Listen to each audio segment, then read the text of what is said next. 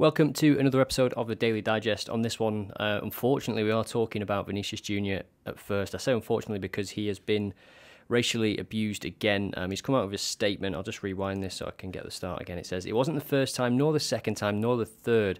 Racism is normal in La Liga. The competition thinks it's normal, the federation does too, and the opponents encourage it. I am sorry." Shouldn't be saying sorry. If you've been on Twitter, you've seen the videos of the fans abusing him. It's not just one, it's not just two, it's a group, it is a part of the stadium.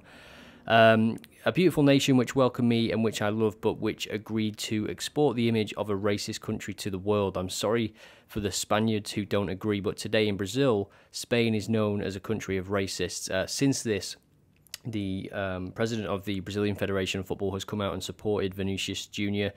He's saying it happens every week. I have no defence, I agree, but I am strong and I will go to the end against racists, even if far from here. Rio Ferdinand came out shortly after as well, and he's saying, bro, you need protecting. Who is protecting Vinicius Jr. here in Spain?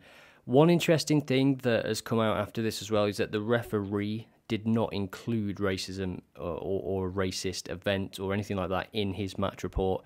I think that is quite inexcusable, to be honest.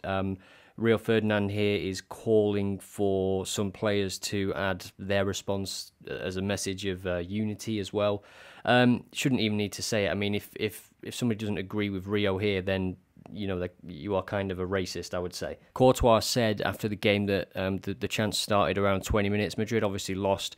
Courtois also said that if Vinicius Jr. had walked off the pitch or had decided to walk off the pitch, then he would have followed him, and I think that's an important thing to say as well. Good thing to say. Obviously, it's hard for me to put myself in that situation, but I would not take it. I would walk off the pitch. You're trying to do your job, and you've got people hurling that kind of abuse at you, racist remarks. There's no place for it. There's absolutely no place for it. We saw something similar with Lukaku, and the way that the referees and the FAs in these countries react, I do think it's kind of inexcusable, or they should be made to come out with some kind of statement for why they've kept the ban. In Lukaku's case, his red card was sort of reconfirmed after the game by that. I just thought that was the absolute wrong message to send. And I think there should be reasoning that comes with these decisions that they make, because they're just very, very hard to understand. Now on to Brighton, who have made it into Europe for the first time in their history. Incredible achievement from De Zerbi. They do play, I think, the second best brand of football in the league in the past second half of the season anyway. City first, Brighton second, Arsenal third, I would say, in terms of this season, watching people play, and they were good under Potter, but under De Zerbi, he's taken them to the absolute next level. The way they pass out the back, the way they build up, the players that they've got. Mitoma, you don't know which way he's going. He is incredible at beating his man. He likes to go on the inside. Not many wingers do, but he can go on the inside. He's not always looking to cut it inside to his right foot. Pascal Gross, this guy Ferguson is going to be a monster if they can keep hold of the core of this team. I think they'll obviously lose Caicedo, but it looks like they've already got replacements for him. It's the way, isn't it? The Brighton way. Good finish there again from Ferguson. Man United are in for KANE, aren't they? But Ferguson, I would actually be looking at him because he's got a lot of years ahead of him, and you probably cost less than KANE. It's a risk, obviously, but the way he's played, the goals he's scored, the type of goals that he's scored so far, even this early into his Brighton career, you can tell he's going to be a very, very special player. It's also a very good month for this man, Marco Silva. He's taken Fulham to a top-half finish, and he's been nominated for Manager of the Year. And now Fulham, for the first time since 1982, I think, have finished above Chelsea.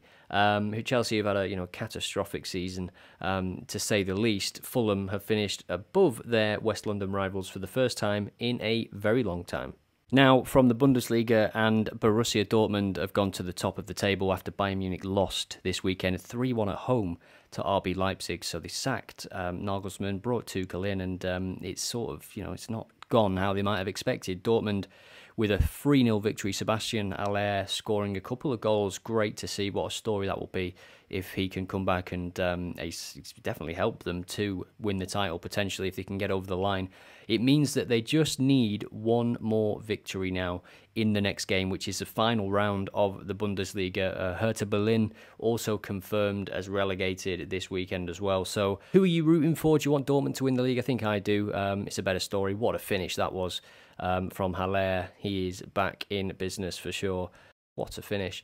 Yeah, I think it would be nice to see them win it, just because they're the underdogs, to be honest. And when I was, watching football growing up, certainly when I was a teenager anyway, Dortmund would get their best players pinched from Bayern Munich year on, year out, and there was a few loyal ones that stayed, like Marco Reus.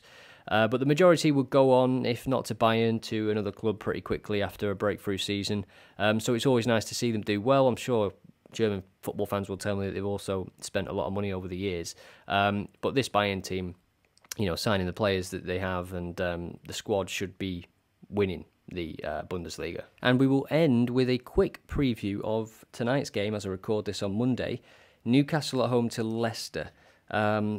This is it for Leicester, isn't it? It is absolute must-win. There's going to be there has to be some big performances from players like Maddison, Barnes, Vardy, Tielemans. I know he's been injured, but Tielemans has really not lived up to certainly the demand in his signature. Maybe it is that demand in his signature that's just got his head elsewhere. He doesn't look like he deserves to play Champions League football. If that's where he's going to be heading in the summer to a Champions League club in England or elsewhere, he needs to put in the performances, or maybe he doesn't. This is the thing. Maybe if he's been assured of a move, maybe his heart's not in it. And Leicester fans, let me know if I've read that correctly or if I'm completely wrong, because I'm not a Leicester fan.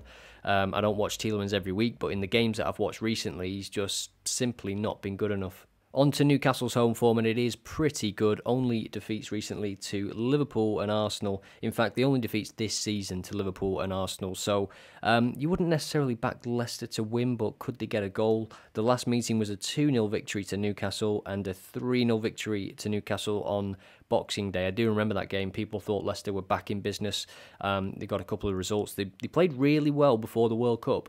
I think the World Cup derailed them, and it derailed Brendan Rodgers. I think for some coaches, it's different. If they get more time with the players, it can help.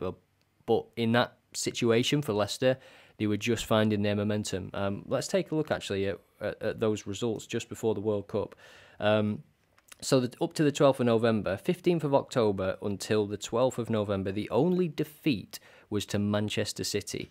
So you can see they were in good form, and they did not want the World Cup to come, really, because straight after was the 3-0 to Newcastle, bit of a demoralising game. Then they lost to Liverpool, then they lost to Fulham, then they lost to Forest. They're hardly scoring goals.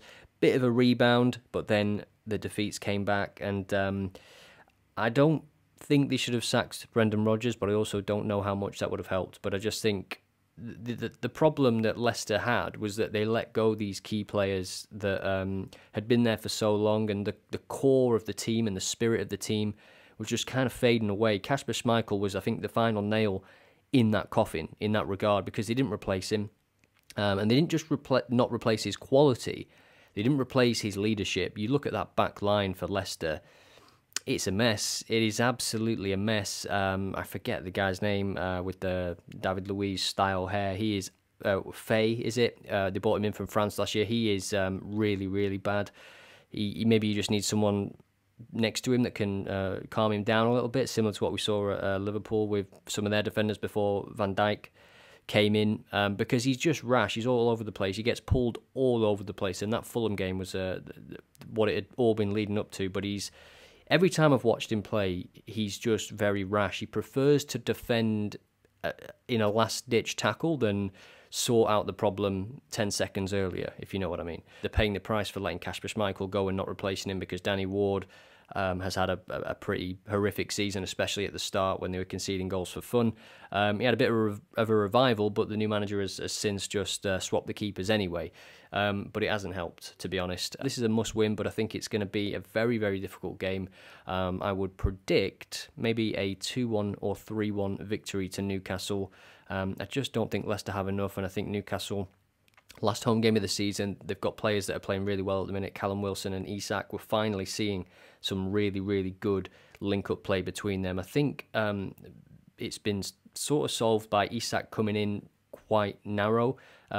previously when I watched him, he was playing really wide. In that Arsenal game especially, he was like hugging the touchline. He might have been instructed to do that, but he's much better when he can turn and he's sort of in field and he can play with Wilson, he's close to him. So I think Eddie Howe will try and lead with those two up top as more of a 4-4-2, to be honest. He's been playing that and getting a lot out of those wingers that they've got, especially defensively as well. So yeah, you could see a system where they have Almiron on one side, maybe Gordon on the other side, and then the two in the middle. They're a very solid team, Newcastle, very hard to beat, as they've shown, especially at home. Very good defensively, and Leicester not very good scoring at the moment. So I think this will be a Newcastle victory, and I'm going to go with 3-1, the game just getting away from Leicester in the second half.